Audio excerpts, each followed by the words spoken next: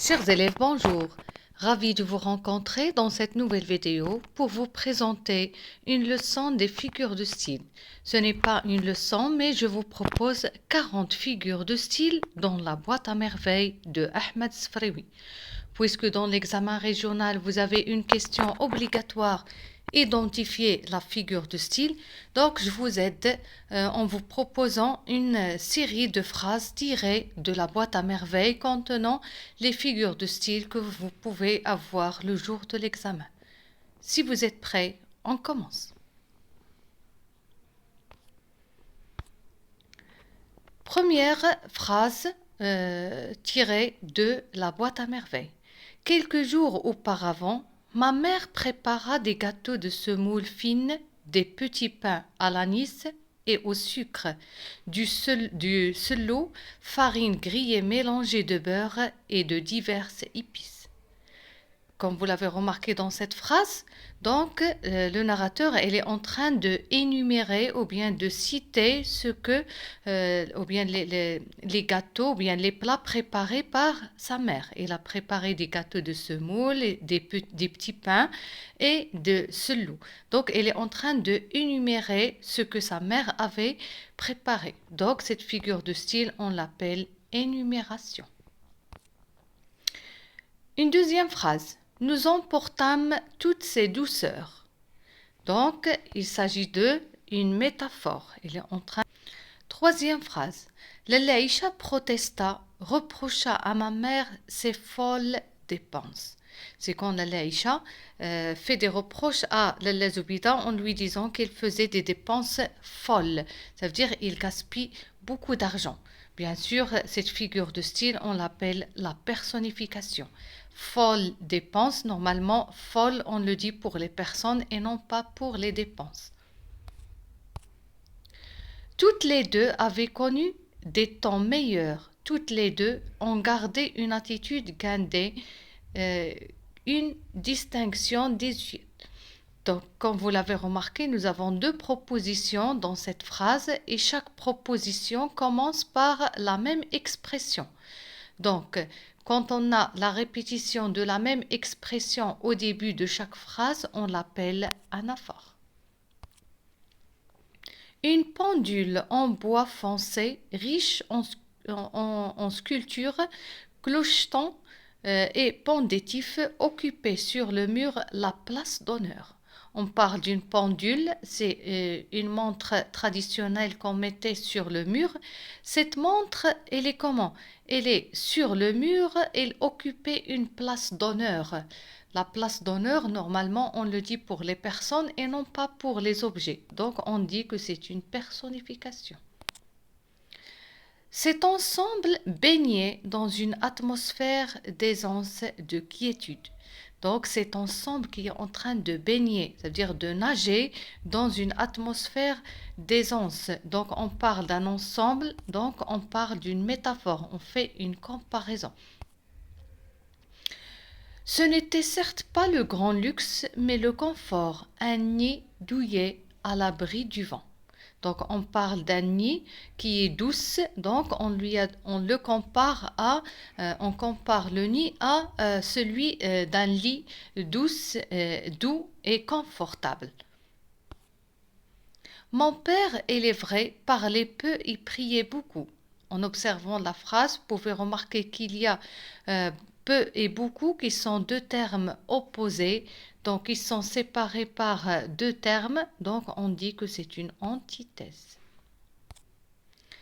Elle s'ingéniait à paraître plus vieille que son âge. En observant la phrase, vous allez remarquer qu'il y a l'outil plus que qui exprime un outil de comparaison, donc bien sûr c'est une comparaison. À 22 ans, elle se comportait comme matrone mûrie par l'expérience. Aussi, en observant la phrase, vous allez remarquer qu'il y a l'outil de comparaison comme, donc c'est une comparaison. Dieu m'a béni lorsqu'il m'inspira l'idée d'habiter cette maison où toutes les femmes vivent comme des sœurs. Bien sûr, on parle de Tashouafa où toutes les femmes vivaient, mais est-ce qu'elles vivaient comme des sœurs? Bien sûr que non. Donc, on dit le contraire de ce que l'on pense, qu'on appelle l'antiphrase.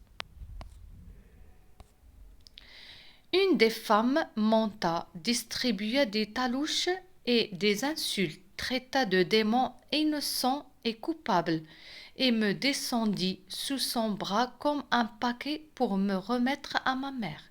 Comme vous l'avez remarqué, dans cette phrase, nous avons deux figures de style. La première est innocent et coupable. On a deux termes opposés, séparés par un terme et, donc c'est une antithèse. Puis nous avons me descendit sous son bras comme un paquet, une comparaison. J'étais reconnaissant à ma mère d'exprimer avec des termes précis ce qui flottait dans mon imagination sous forme d'images vagues, confuses et inachevées. Vous avez une suite de termes, images vagues, confuses, inachevées, qui expriment une gradation. On est en train de faire une gradation, bien sûr, passer de vague vers confuse, vers inachevé.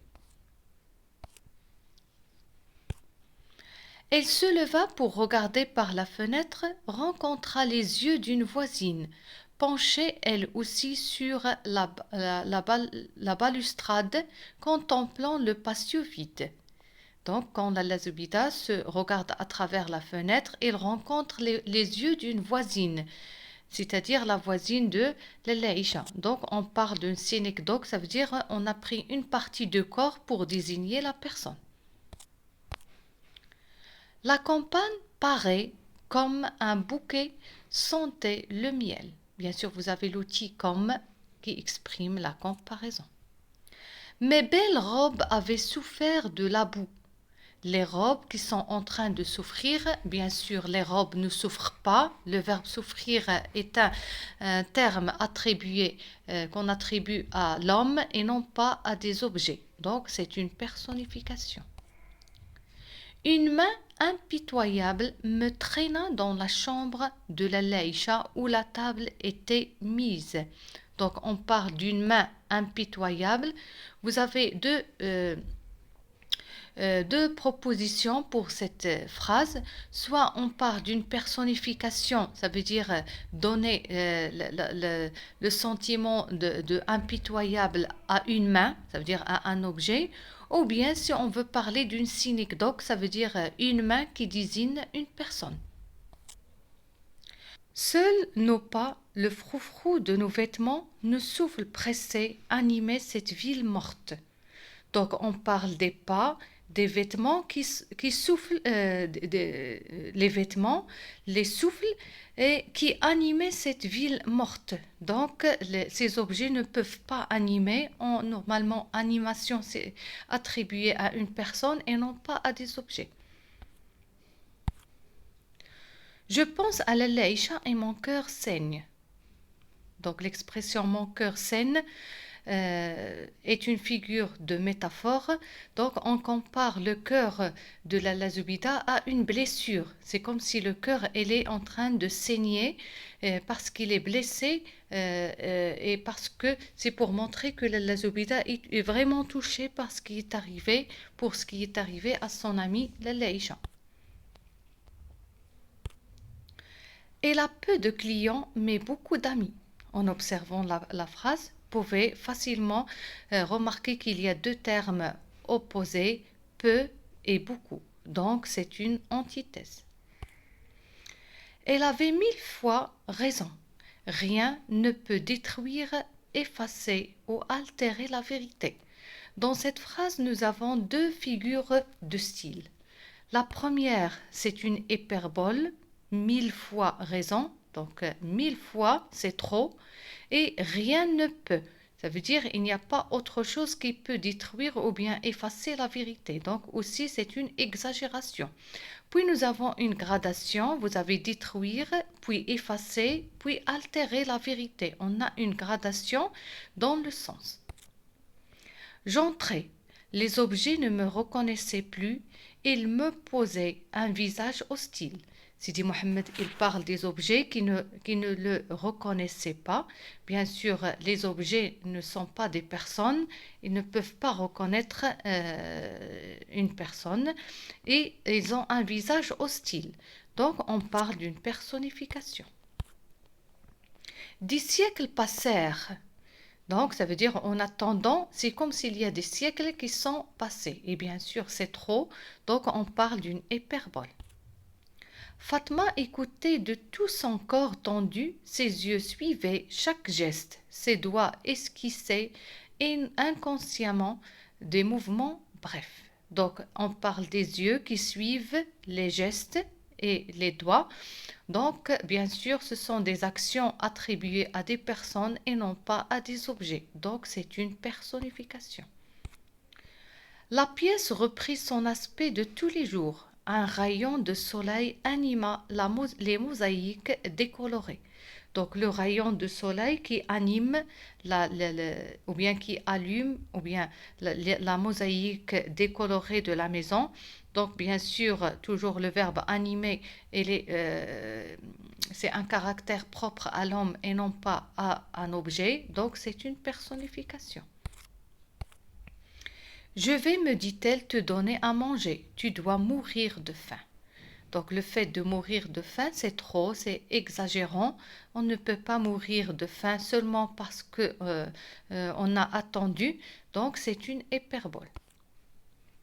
Des cris, des hurlements déchirèrent l'atmosphère, la tempête de pleurs et de vociférations s'intensifia. Donc nous avons une hyperbole, on a des cris, des hurlements qui déchirent l'atmosphère. Donc après la mort du coiffeur, donc les femmes ont commencé à crier au point qu'on a l'impression qu'on a déchiré l'atmosphère. Il y avait aussi une tempête de pleurs. Bien sûr, c'est une exagération pour montrer à quel point les femmes étaient touchées et à quel point elles sont en train de pleurer. Donc c'est une hyperbole. Des torrents de larmes lui inondèrent le visage. Les torrents, ça veut dire c'est plus que des rivières de larmes. Bien sûr, c'est trop, c'est exagérant, donc c'est une hyperbole. J'alertai ma mère, demandai secours à Fatma Bziouia, à Rahma et même à mon ennemi Zineb, la propriétaire de ce démon quadrupède. Bien sûr, en parlant de chat de Zineb, donc il le compare à un démon. Ma mère m'aspergea alternativement d'eau bouillante et d'eau glacée.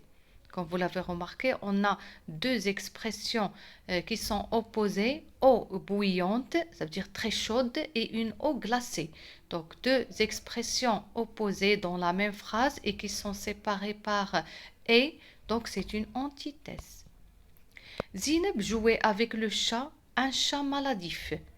Si vous observez la phrase, vous allez remarquer qu'il y a le terme ou bien le mot chat qui se répète dans la phrase. Ce n'est pas au début de chaque proposition, mais le premier chat est répété à la fin de la première proposition et chat est au début ou bien au milieu de la deuxième proposition. Donc on dit que c'est une répétition.